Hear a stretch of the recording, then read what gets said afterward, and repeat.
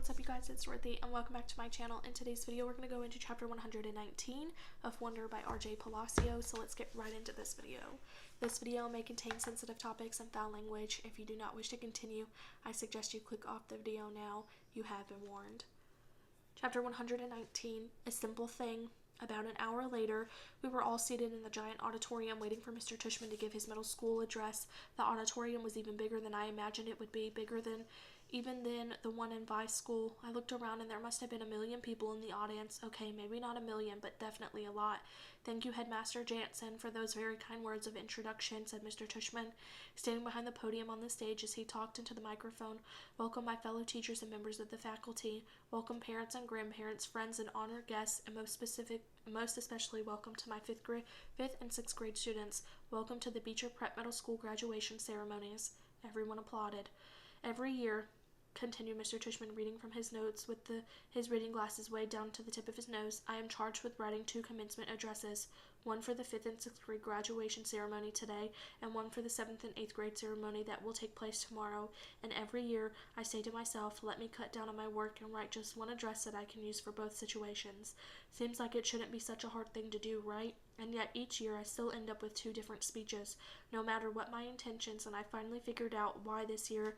It's not as you might assume, simply because tomorrow I'll be talking to an older crowd with a middle school experience that is largely behind them, whereas your middle school experience is largely in front of you. No, I think it has to do more with this particular age that you are right now, this particular moment in your lives that even after 20 years of my being around students this age still moves me, because you're at the cusp, kids. You're at the edges between childhood and everything that comes after. You're in transition. We are all gathered here together, Mr. Tushman continued, taking off his glasses and using them to point at all of us in the audience, all your families, friends, and teachers, to celebrate not only your achievements of this past year, Beecher middle schoolers, but your endless possibilities. When you reflect on this past year, I want you all to look at where you are now and where you've been. You've all gotten a little taller, a little stronger, a little smarter, I hope. Here some people in the audience chuckled, but the best way to measure how much you've grown isn't by inches or the number of laps you can now run around the track, or even your grade point average, though those things are important to be sure.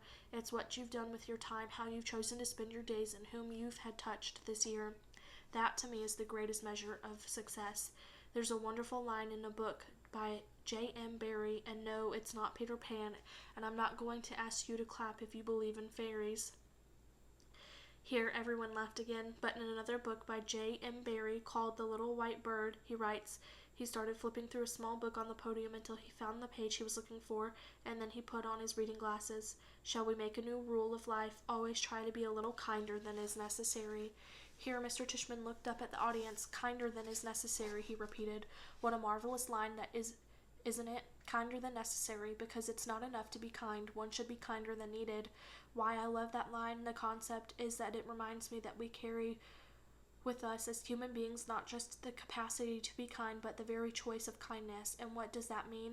How is it measured? You can use a yardstick. It's like I was saying just before, it's not like measuring how much you've grown in a year. It's not exactly quantifiable, is it? How do we know we've been kind? What is being kind anyway? He put on his reading glasses again and started flipping through another small book. There's another passage in a different book I'd like to share with you, he said. If you'll bear with me a while, I find it. Here we go. And Under the Eye of the Clock by Christopher Nolan, the main character is a young man who is facing some extraordinary challenges. There's this one part where someone helps him, a kid in his class.